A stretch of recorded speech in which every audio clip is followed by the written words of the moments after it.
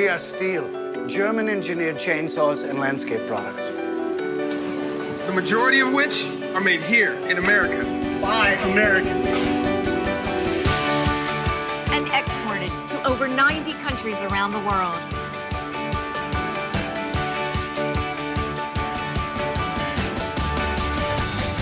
Find out why STIHL is #1 in America at STIHLUSA.com.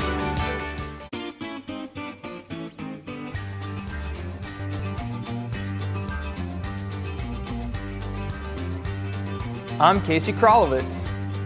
And I'm Louis Casarella. And we're your host for the STIHL How-To series.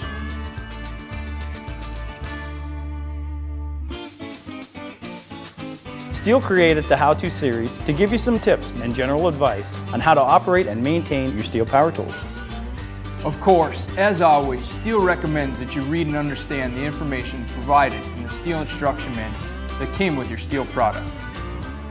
If you can't locate your manual, it, along with all our instruction and safety manuals, can easily be viewed and downloaded for free from our website at www.stihlusa.com. So what do you say, Louis? Let's get started. As you can see, Louis and I use our chainsaws quite a bit. Yep, and one thing we have to pay close attention to is the tension of our saw chain. As the saw is being used, the chain will have a tendency to loosen up, so it's very important that we check our chain tension often. Louis is right. Not only does a loose chain cause damage and premature wear to the chain itself, it also causes damage to the sprocket and the bar. So in this segment, Louis and I are going to show you how quick and easy it is to keep your chain properly adjusted. Here we have a STIHL MS271, what we call a side access chain tensioner. This is where you insert your scrunch or a flathead screwdriver to adjust the tension. Wait a minute, Louis. I got a lot of people asking me, what is a scrunch? Even my dad wanted to know. It's simple.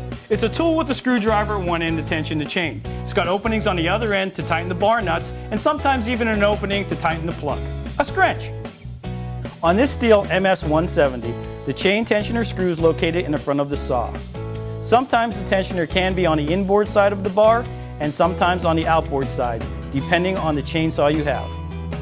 And this STIHL MS211C shows what STIHL refers to as their quick chain adjuster. With this style, no tools are needed to make the adjustments. With the side cover removed, you'll see the adjustment pin. This pin engages the bar and moves forward and backwards depending on if you need to tighten or loosen the chain tension. On the bar, there's several openings. STIHL bars are designed so the bar can be mounted on either side.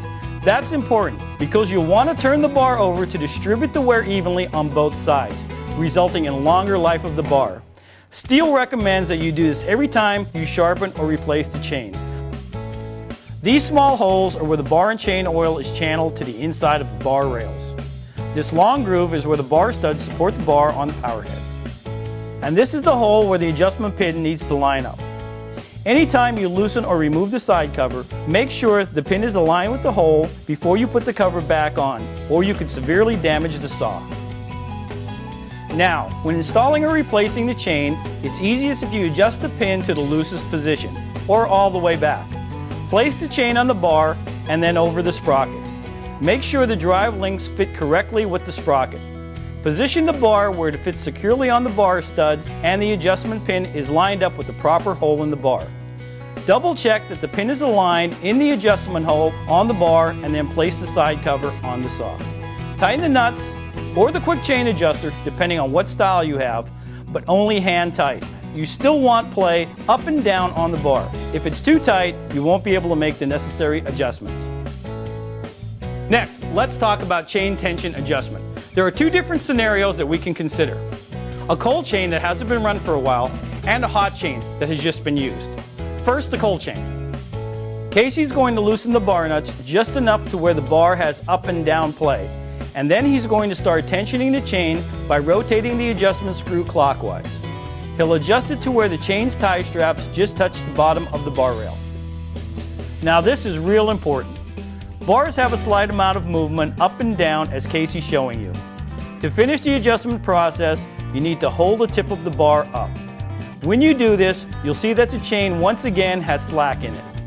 While holding the tip of the bar up, Continue to tighten the chain until it's snug against the bottom bar rail. Still holding the tip of the bar up, tighten the bar nuts, then pull down on the chain. It should snap back up to the bottom bar rail. Next, with both hands, rotate the chain around the bar.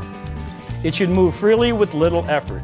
If it doesn't, loosen the bar nuts and take a little tension off the chain. Then tighten and repeat the process of checking the tension. With a little practice, this will become very easy and instinctive. In the end, you'll want the chain to be snug on the bottom rail, but loose enough that it will rotate freely around the bar. So that's a procedure for adjusting a cold chain, one that hasn't been used. The adjustment for a chain that you just finished cutting with, now that's a little different. We've just finished cutting with the saw, and you can see the chain is hanging slightly below the bar rail, but the drive links are still well within the bar groove. This chain is hot and is stretched due to the heat. That's normal. As the chain begins to cool down, you'll see how it tightens up again. So if you were to tighten this chain while it was hot, then you were going to stop work long enough for the chain to cool down, which doesn't take very long, you'll end up with a chain that's overly tightened, and this could damage the saw. In this case, where we've been using the saw and the chain is slightly loose, this is normal, and you should continue using the saw as it is.